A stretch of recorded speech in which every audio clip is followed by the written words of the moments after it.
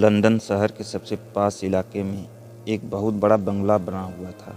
यह बंगला देखने में बहुत ही सुंदर और बहुत ही आलीशान था। इसे देखने से ही पता चल रहा था कि यह जरूर किसी बड़ी हस्ती का बंगला है। बंगले के पीछे की तरफ एक बहुत ही सुंदर गार्डन था जिसमें रंग बिरंगे फूल खिले थे और उसके सामने की तरफ एक फाउंटेन था। इस वक्त इसके आसपास काफ़ी सारे गार्ड्स पहरा दे रहे थे और उन सभी के हाथों में गन थी।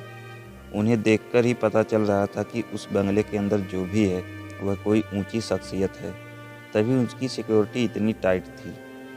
उसी बंगले में एक बहुत बड़ा कमरा था जो दिखने में इतना बड़ा था कि उसमें आराम से एक फैमिली रह सकती थी। यह कमरा दिखने में जितना बड़ा था उतना ही खूबसूरत भी था। उस कमरे में हर चीज़ को बहुत अच्छे से रखा गया था, लेकिन एक अजीब बात थी। उस रूम को देखकर ऐसा लगता था कि टेक्नोलॉजी से रिलेटेड सारा सामान उसमें अरेंज करवाया गया हो।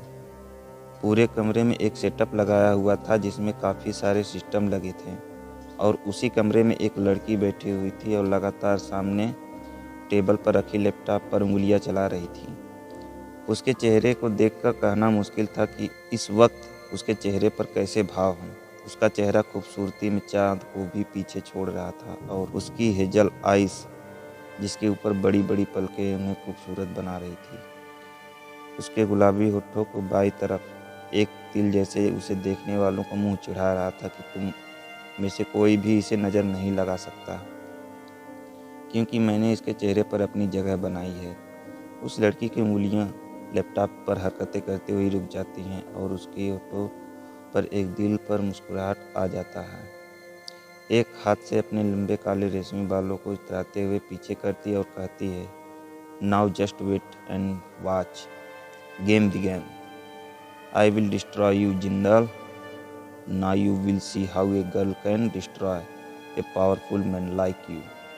तभी वह अपने हाथों में अपना मोबाइल उठाती है और किसी को कॉल करती है और फिर कहती है, I am sending you the location of that bastard, I want him in my place after 30 minutes, got that.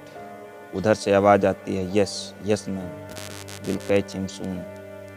उस लड़की की मुस्कुराहट और बढ़ जाती है और दिखता है कत्ल करने का एक और सामान, उसके गालों पर बढ़ता हुआ दिलकश डिंपल जो उसे बहुत ही प्यारा बना रहा था। वह फिर से अपने लैपटॉप पर काम करने में लग जाती है। तभी कुछ देर बाद उसका फ़ोन बजता है और वह उठकर कहती है, hello hello hello ma'am, he is with us at your secret place, okay coming. तभी वह लड़की कमरे से बाहर निकलती है और ज़ोर ज़ोर से चिल्लाकर कहती है, रिदम रिदम कहाँ हो तुम। तभी एक लड़का भागते भागते उसके पास आता है और कहता है, क्या यार, कभी आराम से भी बुला लिया कर, हमेशा हार्ट अटैक देने की तैयारी क्यों करके रखती है। तभी वह लड़की उसे घूर कर देखती है और कहती है, be in your limits right now, I am your boss. इतना सुनते ही रिदम का मुंह खुल जाता है। तभी वह लड़की उसका मुंह बंद करके कहती है, गाड़ी निकालो, he is at our secret palace. इतना सुनते ही रिदम के फेस पर भी गुस्से के भाव आ जाते हैं और वह तुरंत गाड़ी निकालने में चला जाता है। थोड़ी देर में वह दोनों एक जगह रुकते हैं। देखने में यह एक जंगल सा लग रहा था। रिदम गाड़ी से नीचे उतरता है और एक पेड़ के ऊपरी भाग पर हाथ रखकर थोड़ी सी लेयर हटाता है तो वहाँ एक बटन दिखता है जिसे वह प्रेस करता है। तभी सामने लगी झाड़ियाँ हिलने लगती है और सामने यह बहुत बड़ा दरवाज़ा नज़र आने लगता है। वह दोनों दरवाजे पर लगे लॉक में कोड एंटर करते हैं और अगले ही पल वह दरवाज़ा खुल जाता है। जैसे ही वह लड़की अंदर घुसती है, वहाँ पर लाइन से खड़े गार्ड जिन्होंने ब्लैक कपड़े पहने थे और सबके हाथों में गन्स थी, उसे सैल्यूट करते हैं और विश करते हैं। वह गार्ड से रिदम को भी विश करते हैं। उस लड़की ने ब्लैक फिट जीन्स पहनी थी जिसके ऊपर ब्लैक टॉप और ब्लैक लेदर जैकेट थी। आंखों पर ब्लैक गॉगल्स लगे थे और सर पर एक कैप थी, वह भी ब्लैक कलर की थी जिसके ऊपर एक पैंथर बना हुआ था। रिदम भी सेम गेटअप में था। वह दोनों फुल एटीट्यूड में आगे बढ़ रहे थे। तभी उनके कदम रुक जाते हैं और वह जिस जगह रुके थे वहाँ से दाएं तरफ देखते हैं। वह जगह बहुत डरावनी लग रही थी। अंदर सिर्फ हल्की हल्की लाल रोशनी थी और जगह ऐसा सामान रखा हुआ था जिसे देखकर ही लग रहा था कि वह एक टॉर्चर रूम है। उस कमरे के अंदर एक लड़का कुर्सी पर बंधा हुआ था, जिसकी आंखें बंद थी। देखने से ही पता चल रहा था कि वह बेहोश है। तभी वह लड़की एक गार्ड को कुछ इशारा करती है। वह गार्ड उस लड़की का इशारा समझ जाता है, उससे क्या करना है। उस लड़की की एक खासियत थी कि वह बातें करने से ज़्यादा काम करने में विश्वास रखती थी।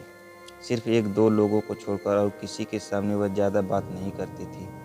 लोगों को ऐसा लगता था कि शायद उसे बोलना ही पसंद नहीं है। उसका मानना था कि बोलने से अपनी एनर्जी वेस्ट करने से अच्छा है कि अपने टारगेट को अपनी अचीव करने में एनर्जी लगाई जाए, और इसलिए वह अपने कमरे में एकदम परफेक्ट थी। उसका खौफ इतना था कि उसके नाम से उसके दुश्मन कांपने लग जाते थे।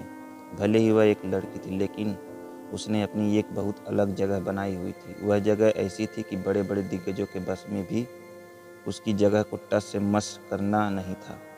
जैसे ही वह गार्ड उस लड़के के मुंह पर पानी मारता है, वह लड़का हड़बड़ा कर अपनी आंखें खोल देता है, और जैसे ही उसकी नज़र सामने पड़ती है, वह एकदम से घबरा जाता है और लड़खड़ाने की आवाज़ में कहता है, अकीरा सिंघानिया, तुम तुम ब्लैक पैंथर।